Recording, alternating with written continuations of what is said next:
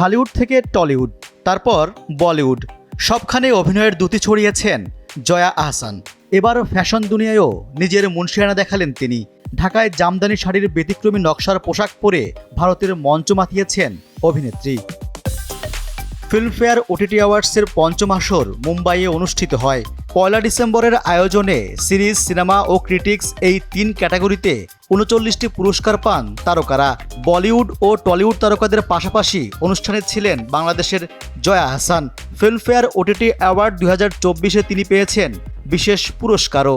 Crest তুলে দিয়েছেন পুরস্কার প্রাপ্তদের হাতেও। ঢাকার ঐতিহ্যবাহী জামদানি শাড়ি পরে ভারতের মঞ্চে ওঠেন জয়া। ব্যতিক্রমী নকশায় গায়ে জড়িয়েছেন তিনি।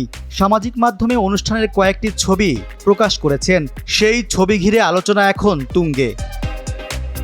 ছবি শেয়ার করে ফেসবুকে জয়া লিখেছেন, আমি যে সংস্কৃতি ধারণ করি, কোনো অনুষ্ঠানে গেলে তা উপস্থাপন করার চেষ্টা করি। একজন শিল্পী হিসেবে এটা আমার কাছে গুরুত্বপূর্ণ।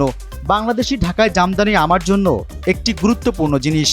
এবার আমি জামদানি শাড়ির গতানুগতিক উপস্থাপনের ধরনটি ভাঙতে চেয়েছি।